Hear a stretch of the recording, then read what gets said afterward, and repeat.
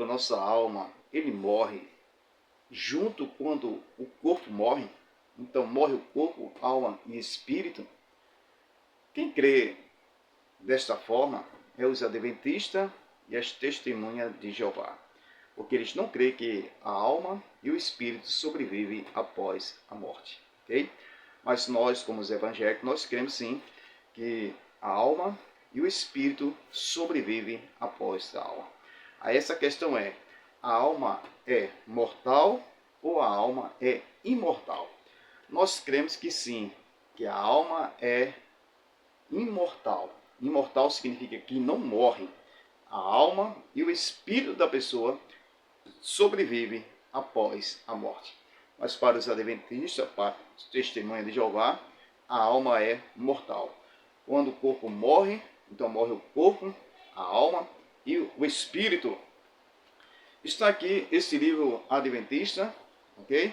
Que diz a lenda da imortalidade da alma. O que significa a lenda da imortalidade da alma? A lenda significa folclore. Assim como Saci Pererê, Mula Sem Cabeça, vampiro, lobisomem, é lenda, ok? Aí ele diz que a lenda da imortalidade significa que a alma que sobrevive após a morte, ela é imortal, então significa que é uma lenda, porque ele acredita que quando morre, morre corpo, alma e espírito. Vamos ouvir Leandro Quadro, do Adventista, o que é que ele diz a respeito desse assunto. O espírito que pode sobreviver fora do corpo. E o espírito pode sobreviver fora do corpo? Tito, eu vou usar dois textos bíblicos, vou pedir para você abrir um, que se encontra, você vai abrir Eclesiastes 12, verso 7. E eu vou ler Gênesis 2, 7 novamente, porque além desse texto mostrar que nós não temos alma, mas que somos alma, esse texto explica o que é o espírito. Então eu vou ler Gênesis 2,7 e depois o Tito lê Eclesiastes capítulo 12, verso 7. Tá? Então Gênesis 2,7 diz assim, ó: Então formou o Senhor Deus ao homem do pó da terra e lhe soprou nas narinas o fôlego de vida. E o homem passou a ser alma vivente. Então o que acontece? A alma vivente é o resultado da união do corpo, formado do pó da terra, mais o fôlego de vida. Fôlego de vida, no hebraico e também no grego, se refere ao espírito. Então a resposta é, nós temos um espírito? Depende da compreensão que você tem de espírito. Se você pensa que espírito é uma entidade consciente que sobrevive fora do corpo material, aí está errado esse conceito. A Bíblia não ensina isso. Então nós não temos um espírito nesse sentido. Agora, termos um espírito no sentido de termos o poder vital, a energia de Deus que nos mantém vivos, aí sim, a resposta é sim, nós temos um espírito. Porém, o espírito é o fôlego de vida, é o alento de Deus. Aquilo que ele colocou. Pronto, vamos analisar. Primeiro, eles creem que quando a pessoa morre, morre corpo, alma e espírito, ok? Então ele diz que não existe uma alma e um espírito fora do corpo. E não existe consciência das pessoas que morrem ter consciência depois da morte. Porque para eles acabou-se tudo, ok? Então vamos analisar. A primeira pergunta que eu faço é a questão para aqueles que creem que morre corpo, alma e espírito. Primeiro, na transfiguração de Cristo, aparece Moisés e aparece Elias. A pergunta é, Moisés, ele ressuscitou para aparecer ali na transfiguração? Ou ali estará o espírito de Moisés, está ali naquela visão? Então, essa é a questão. Porque, primeiro, se Moisés já ressuscitou, a pergunta que se faz é essa: quem é a primícia do que dorme? Porque 1 Coríntios capítulo 15, versículo 20, a Bíblia diz que Cristo é as primícias do que dorme. O que significa as primícias do que dorme? É aquele que morreu, ressuscitou para nunca mais morrer. Então ele é as primícias, é o primeiro que morreu, ressuscitou para nunca mais morrer. Exemplo, Jesus ressuscitou Lázaro, a filha de Jário, o filho da viúva, todos foram ressuscitados, mas morreu de novo. Por isso que não é as primícias do que dorme, porque eles voltaram a morrer. Agora, Cristo não. Cristo morreu, ressuscitou para nunca mais morrer. Então, ele sim se torna as primícias do que dorme. Se Moisés já ressuscitou, Então Moisés ressuscitou primeiro do que Cristo. Então Moisés se torna as primícias do que dorme. Mas a Bíblia diz, 1 Coríntios capítulo 15, versículo 20, Cristo é as primícias do que dorme. Aí a pergunta que se faz é essa: quem é as primícias do que dorme? É Cristo ou é Moisés? Ok? Então, analisando essa questão, se Moisés já ressuscitou, Moisés se torna as primícias do que dorme, mas a Bíblia diz que é Cristo é as primícias do que dorme.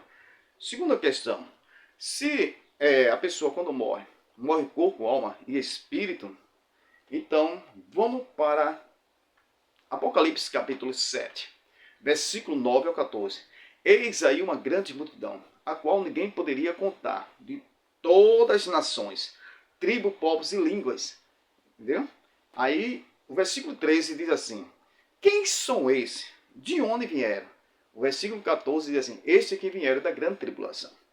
Então, a pergunta que se faz para os adventistas: essas almas que estão no céu são as almas fora do corpo? Ou é a igreja ressuscitada? Se ele disser que é as almas fora do corpo, então a alma sobrevive fora do corpo. Acabou-se a doutrina da mortalidade, ok? Agora, se ele não disser que é a alma que é fora do corpo, ele vai dizer que é a igreja que foi ressuscitada. A primeira pergunta que se faz é essa: só vai ressuscitar os que vieram da grande tribulação? Porque o versículo 14, Apocalipse capítulo 7, versículo 14, diz assim, o 13, quem são esses? De onde vieram? E o 14 diz, estes vieram da grande tribulação. Ok? Se é da grande tribulação, então é a igreja ressuscitada. Só vai ressuscitar os que vieram da grande tribulação? E os que morreram antes de Cristo?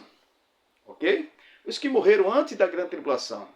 Porque nós não estamos na grande tribulação, nós estamos nos princípios das dores. Mateus capítulo 24, versículo 8. Nós estamos no princípio das dores. Agora, Mateus capítulo 24, versículo 21, nunca houve, jamais haverá tão grande aflição como naquele grande dia. Então, nunca houve antes e nem depois uma grande aflição como naquele grande dia. Então, a grande tribulação ainda não começou. Então, esses que vieram da grande tribulação se torna a igreja ressuscitada. Então, a igreja vai ressuscitar os que vieram da grande tribulação. Este é o problema para os adventistas responder. Ok? E os que morreram antes, haverá outra ressurreição? Nem ele mesmo acredita. Ok?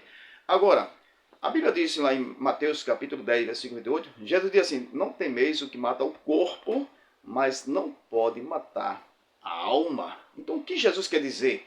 Que alguém pode tirar a vida de outra pessoa, matar o corpo, mas não mata a alma. Se a alma não morre, aonde está a alma dos que morreram no dilúvio? A alma de Caim. Onde é que estão as almas? Por quê? Porque diz que pode matar o corpo, mas não pode matar a alma. Então a alma sobrevive após a morte. Ok? Eclesiastes capítulo 9, versículo 5, 6, diz que nada sabe. Quando a pessoa morre, nada sabe.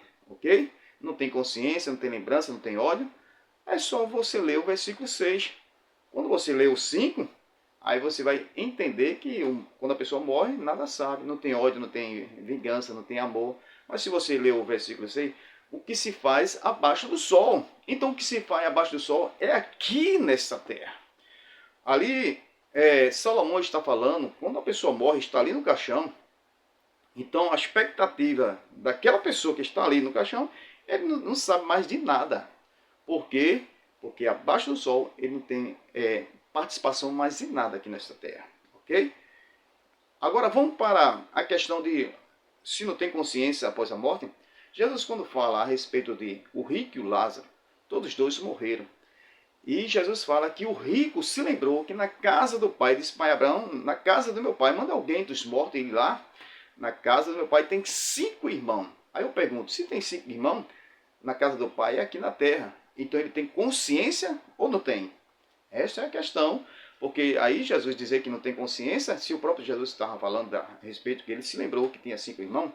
Agora, Marcos capítulo 9, versículo 48, Jesus falou que o bicho não morre, o fogo não se apaga. Então, sim, nós cremos que haverá salvação o espírito sobrevive após a morte. Amém? Que Deus abençoe, que essa palavra seja a palavra de edificação.